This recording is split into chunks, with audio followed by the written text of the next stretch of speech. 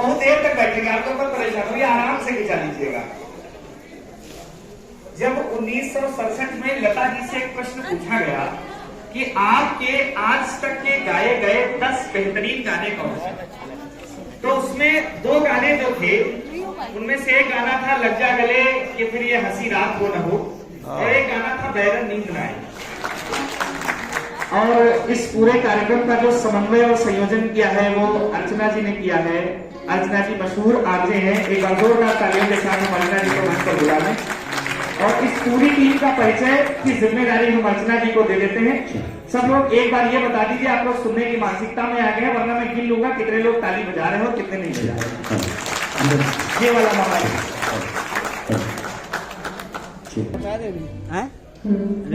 इधर करो मुंह।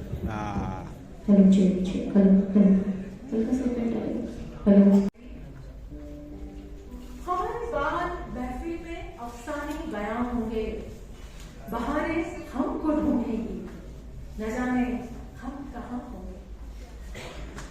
इसी अंदाज में झूमेगा मौसम, गाएगी दुनिया, मोहब्बत फिर हंसी होंगी, नजारे फिर जमा होंगे। दोस्तों, ये गाना था 1953 में बनी फिल्म बागी का। आज इस गाने के साथ जुड़ा कोई भी इस दुनिया में मौजूद नहीं है, न गीतकार, न संगीतकार, न गायक कलाकार, न इस फिल्म के किरदार। पर हकीकत में क्या होता है कि कुछ भी रुकता नहीं, कुछ नहीं होता, तो कुछ ऐसा है जो बीतता नहीं है।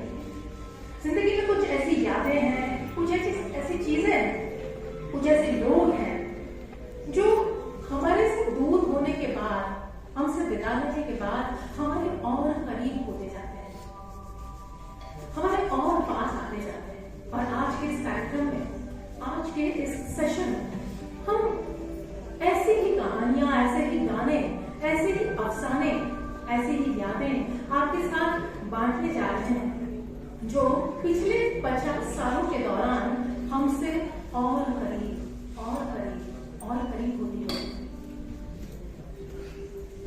इस अफसाने की कहानी जब हम शुरू कर रहे हैं, आपने टाइटल पढ़ा, अधूरा मुख्य अफसाना। एक अधूरा सा अफसाना जो अपनी जिंदगी में कभी मुकम्मल नहीं हो पाया, पर जब उसकी सांसों की डोर छूटी, उसके बाद पिछले 50 सालों में वो जो है हमारे साथ चलता गया है, चलता गया है। तो मुझे लगता है 100 साल हो गए, उसके आगे भी ये अफसाना हमारे साथ चलता रहेगा। आगे कितना चलेगा ये हमारी आने वाली नई पीढ़ी जो सामने बैठी है वो बताएंगे। पर इस अफसाने की शुरुआत जो है वो हम कर रहे हैं एक ऐसी कहानी के साथ जिसे साक्षात सरस्वती स्वरूपा लता मंगेशकर ने अपनी जुबानी बताई। वो साल थी 1948 और फिल्मिस्तान के बैनर के तले एक फिल्म बन रही थी जिसका नाम था शहीद। उसके कलाकार थे दिलीप कुमार और कामिनी कौशल, और फिल्म के गीतकार थे गुलाम हैदर, जिसको पूरी इंडस्ट्री मास्टर जी के नाम से जानती है। अब लता मंगेशकर जो थी वो उस वक्त उनका स्ट्रगलिंग का दौर था। 1949 में फिल्म आई महल, जिसके जरिए वो गाना आएगा आने वाला, और लता जी पूरे देश में, पूरी दुनिया में अपनी आवाज के जरिए मशहूर हो गई। ये उसका अगला साल है 1948। गुलाम हैदर जैसे बड़े संगीतकार की तरफ से न्योता आया तो लता जी को बड़ी खुश हो गई कि मुझे अच्छा लगा कि मास्टर जी इधर जाओगे। जब वो फिल्मिस्तान पहुंची तो उनको क्या पता चला कि ये जो गाना है वो दरअसल एक ड्यूएट है, और ये जो ड्यूएट है वो फिल्मी पर्दे पर प्रेमी प्रेमिका ने, 2 भाई बहन पे फिल्माया जाने वाला है, जिसके शब्द हैं पिंजरे में बैना डोले मेरा छोटा सा जिया। अब लता जी ने जब पूछा कि ये गाना उनके साथ कौन गाने वाले, मेल सिंगर कौन है, तो उनको नाम जानकर बड़ी हैरत हुई, क्योंकि ये नाम इंडस्ट्री में इससे पहले उन्होंने कभी सुना नहीं। लता जी ने पूछा कि ये है कौन, तो उस उसका जो जवाब उनको मिला उससे उनको और ज्यादा है।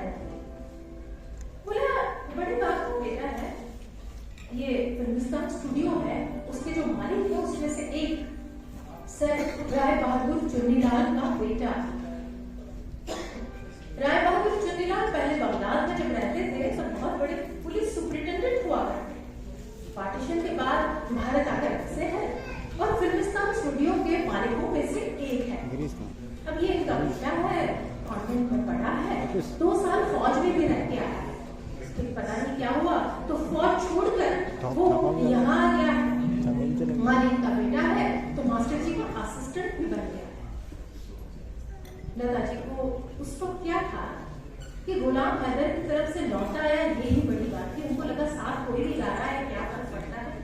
पर जब रिकॉर्डिंग शुरू हुआ गाने का इसमें रिकॉर्डिंग और वो खत्म हो गई तो लता जी को और भी हैरत हुई इस लड़की की आवाज को सुन। लता जी ने कहा कि आप तो बड़ा अच्छा गाते हैं। लड़के ने कहा तो ठीक है, पर समझो कि हुआ कहा मैं दरअसल संगीतकार बनना चाहता हूँ, तो क्या आप मेरी पहली फिल्म का पहला गाना मेरे साथ रिकॉर्ड करना चाहते हैं? लता जी ने कहा हाँ हाँ क्यों नहीं। और ये बात जो है वो 1948 की। उसके ठीक 2 साल बाद देवेंद्र गोयल की फिल्म आती है जिसका नाम है आंखें, और इस लड़की को स्वतंत्र संगीतकार के तौर पर काम करने का पहला मौका मिलता है। अब उस दिन जो लता जी ने कहा था हाँ हाँ क्यों नहीं, वो नहीं में कैसे बदल गया वो तो अब सिर्फ लता जी ही बता सकती है। लता जी ने उस फिल्म में गाने से किसी तरह किसी कारणवश इनकार कर दिया। अब फिल्म तो बननी थी और गाने भी बनने थे। गाने रिकॉर्ड हुए मोहम्मद रफी, महमूद, शोशाम बेगम, मुकेश, इन सब आवाज में। और क्या गाने थे, इतना प्यारा संगीत। लता जी ने जब सुना तो उनको बेहद अफसोस हुआ कि ये तो गलती हो। पर लता जी की इस गलती को सुधारने का मौका उनको बिल्कुल अगले साल मिल गया 1950 का। वो फिल्म थी आदाब और लता जी को फिर न्यौता दिया गया उस संगीतकार की तरफ से। लता जी ने फौरन हाँ कर दिया। लता जी ने सिर्फ गलती सुधारी ही नहीं, लता जी ने गलती मान ली। गाने की रिकॉर्डिंग शुरू होने से पहले लता जी ने उस संगीतकार से माफी मांगी, मुझे माफ कर दीजिए, मैंने पहली बार आपको मना कर दिया। तब उस संगीतकार ने लता जी से हंसते हुए बड़े प्यार से कहा कि अरे छोटी बहन की कभी बड़े भैया से माफी मांगी।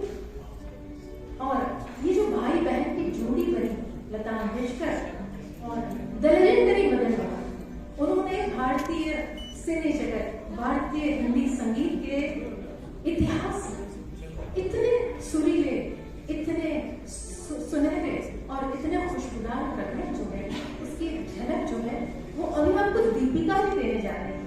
दीपिका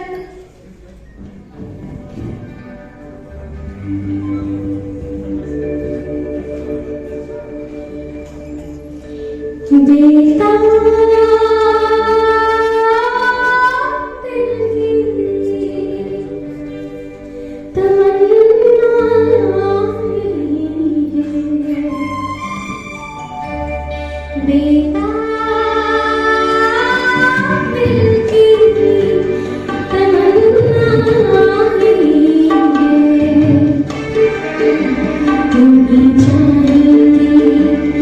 भी पूछेंगे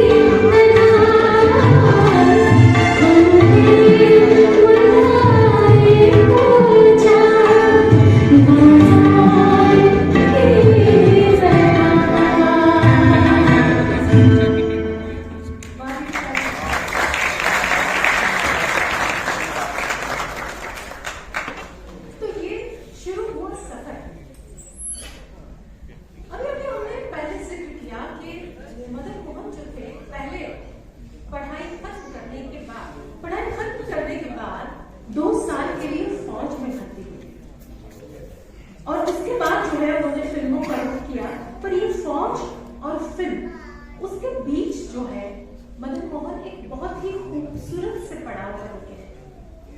एक बहुत प्यारी सी जगह जिसको हम कलाकारों का तीर्थ हम कहते हैं, वो था आकाशवाणी लखनऊ। बस आपसे 3 घंटे के रास्ते। आकाशवाणी लखनऊ में मदन मोहन जो है वो म्यूजिक प्रोड्यूसर की हैसियत से, म्यूजिक प्रोड्यूसर के तौर पर काम करना उन्होंने शुरू किया। और यही वो जगह थी, आकाशवाणी लखनऊ ही वो जगह थी जहां पर उनका संगीत परवान चढ़ा। उसी जगह पर उनको संगीत के इतने बड़े बड़े, इतने दिग्गज कलाकार मिले, जिनमें से बेगम अख्तर थी, तलत महमूद साहब थे, सितार नवाज उस्ताद विलायत खान साहब थे। ये सभी मुलाकात सभी के साथ मदन मोहन की वहां आकाशवाणी लखनऊ में हुई। अब वो आकाशवाणी छोड़कर मुंबई चले गए, फिल्मों का रुख कर लिया उन्होंने। मदन मोहन जो थे बेगम अख्तर की गायकी के बहुत बड़े फैन हैं। आज भी उनके संगीत पर आप कभी कभी सुने, उनके संगीत पर हमेशा बेगम अख्तर की गायकी और अदायगी का बहुत बड़ा असर रहा। और बेगम अख्तर भी संगीतकार के तौर पर उन्हें बहुत पसंद करते। एक बार ये हुआ कि बेगम साहिबा का दिल्ली में एक कॉन्सर्ट अरेंज हुआ। कॉन्सर्ट खत्म हुआ, रात को 12 बजे का समय होगा और बेगम साहिबा होटल में वापस लौटी तो उनके रूम में किसी ने रेडियो चला। रेडियो पर मदन मोहन का कंपोज किया हुआ फिल्म भाई भाई का गाना चल रहा था। लता जी की दर्द भरी आवाज, वो टीस, वो फरियाद, वो हंसक। बेगम साहिबा खो गई उस गाने पर। रेडियो पर था 3 मिनट में तो गाना खत्म हो गया। अब प्यास जो है वो भड़क गई और गाना खत्म हो गया। बेगम अख्तर ने क्या किया, होटल के ऑपरेटर से बोला कि अभी के अभी से मुंबई मदन मोहन के निवास पर, उनके रेसिडेंट नंबर पर ट्रंक कॉल लगाया जाए। मदन मोहन को ट्रंक कॉल लगाया गया और बेगम साहिबा ने उनसे गुजारिश करी कि प्लीज आप मुझे वो गाना अपनी आवाज में सुना दीजिए। मदन मोहन ने कहा ठीक है, उन्होंने गाया। बेगम अख्तर बोली फिर एक बार सुना दीजिए और एक बार सुना दीजिए। मदन मोहन गाते गए, बेगम अख्तर सुनती गई, सुनती गई, सुनती गई, तब तक सुनती गई जब तक उनका दिल नहीं भरा। और ये सब ट्रंक कॉल पे